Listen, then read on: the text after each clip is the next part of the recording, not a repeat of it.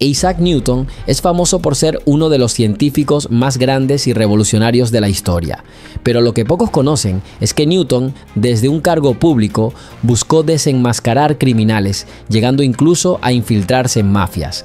El científico ya tenía fama de ser riguroso, obsesivo e incorruptible, por lo que su nombramiento no era un capricho, sino una necesidad para el reino que, en ese momento, vivía una crisis por culpa de los falsificadores.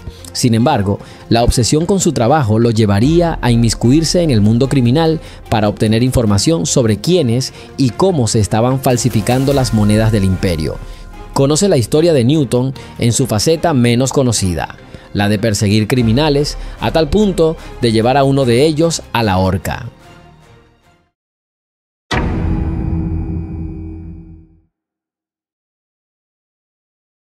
En 1696, con 54 años, Newton fue nombrado Warden of the Royal Mint, el guardián de la Casa de la Moneda Real, un cargo que, en apariencia, sonaba ceremonial, pero que le daba poder real.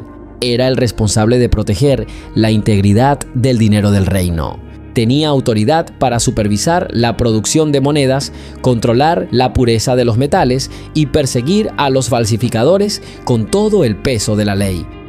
Su tarea era detener una crisis nacional. Las calles de Londres estaban llenas de monedas falsas y los falsificadores habían puesto en jaque la economía del reino. La moneda inglesa se devaluaba, el comercio colapsaba y la confianza en el dinero desaparecía. Newton aceptó el cargo con la misma seriedad con la que se tomaba la ciencia, pero esta vez su campo de batalla no era el universo, era el crimen. Desde su oficina en la Torre de Londres, organizó una verdadera cacería, y mientras el país dormía, él estudiaba denuncias, analizaba pruebas y ordenaba arrestos. El hombre que había explicado las leyes del cosmos ahora aplicaba la ley sobre los hombres. Durante siglos lo hemos imaginado bajo un manzano, observando caer una fruta y descubriendo la gravedad, pero esa es solo una parte de la historia. El Isaac Newton de la Casa de la Moneda no era el típico sabio distraído, sino un funcionario meticuloso, exigente y temido. Pasaba días enteros revisando pesos, midiendo pureza de metales, comparando sellos y firmas. Cada moneda falsa era para él un error en el sistema que debía corregirse. Londres era una ciudad peligrosa, llena de tabernas, engaños y falsificadores que actuaban con total impunidad. El dinero falso circulaba como una plaga. El país necesitaba un hombre capaz de imponer orden, alguien que no pudiera ser comprado ni intimidado. Y ese hombre, inesperadamente, resultó ser el mismo que había descubierto las leyes del movimiento. Isaac Newton, el científico más brillante de su tiempo, ahora era el guardián del dinero del rey. A finales del siglo XVII, Inglaterra enfrentaba una tormenta silenciosa. La economía se desmoronaba. La plata, que era la base de la moneda inglesa, se había vuelto más valiosa fundida que en forma de chelín.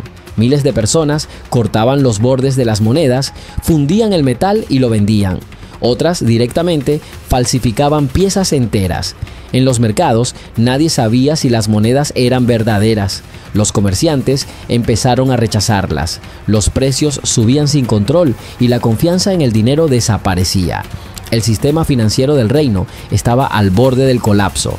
En medio de ese caos, el gobierno buscó a alguien incorruptible, alguien con una mente precisa, capaz de entender tanto los números como la naturaleza humana, y eligieron a Isaac Newton. Newton aceptó el cargo sin dudar, renunció a su vida tranquila en Cambridge y se mudó a Londres. Esta vez no lo haría para observar las estrellas, sino para limpiar la moneda del reino y poner fin a la mayor ola de falsificación que Inglaterra había conocido. Lo que no imaginaba era que, al hacerlo, se adentraría en el mundo más oscuro de su tiempo. La Torre de Londres se convirtió en su nuevo laboratorio. Allí no había experimentos con prismas ni telescopios, sino lingotes, moldes y evidencias. Newton reorganizó toda la Casa de la Moneda, impuso controles estrictos, cambió el diseño de las monedas y ordenó que cada pieza tuviera un borde grabado para evitar que fuera limada. Pero pronto entendió que el verdadero enemigo no estaba dentro de la institución, sino en las calles. Los falsificadores operaban en tabernas, sótanos y talleres ocultos. Eran hábiles, rápidos y violentos. Algunos incluso contaban con protección política. Entonces, Newton hizo algo inesperado para un científico. Se convirtió en investigador. Mandó espías a los barrios más pobres, interrogó prisioneros en las cárceles de Newgate y reunió testimonios de soplones a cambio de libertad o dinero. Cada noche llenaba cuadernos con datos, nombres, direcciones. Era metódico, calculador y sobre todo implacable.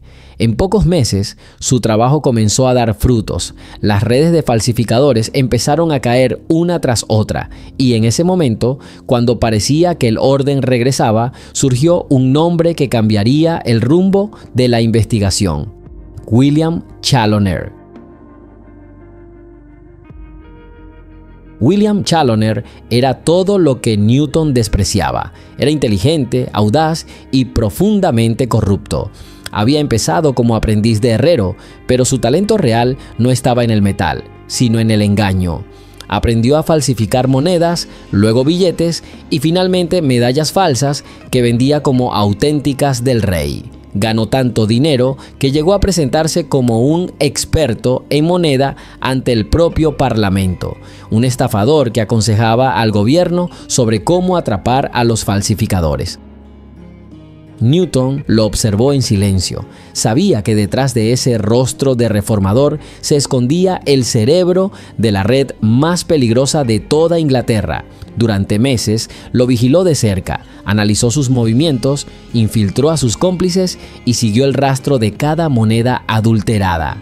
Chaloner, confiado en su carisma, incluso intentó acusar a los propios empleados de la Casa de la Moneda de corrupción, pero no sabía con quién se había metido. Newton no era un burócrata cualquiera, era un hombre que no dejaba cabos sueltos, que creía en la evidencia tanto como en la verdad matemática. Cuando finalmente reunió las pruebas, lo hizo todo a su manera, ordenada, precisa y definitiva.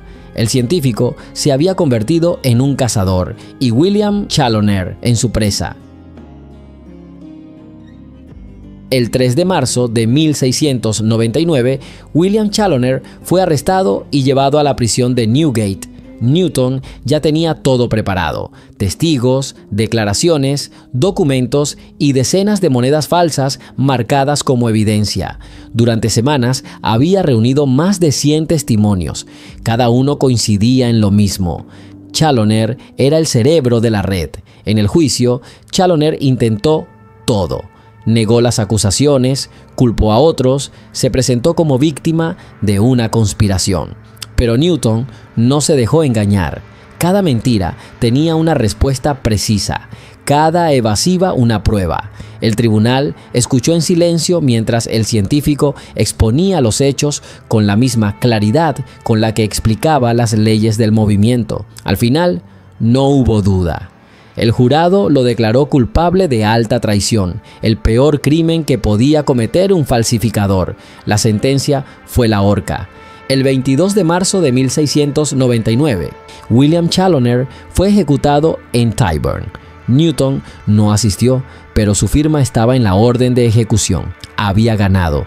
El reino volvía a confiar en su moneda, y el hombre que había explicado el orden del universo también había impuesto el orden en las calles de Londres. Después del juicio, Newton continuó al mando de la Casa de la Moneda durante casi 30 años. Supervisó una de las reformas más grandes en la historia económica de Inglaterra, el llamado Great Recoinage, la gran reacuñación de todas las monedas del reino. Miles de piezas viejas fueron fundidas y reemplazadas por nuevas con bordes grabados y mayor pureza.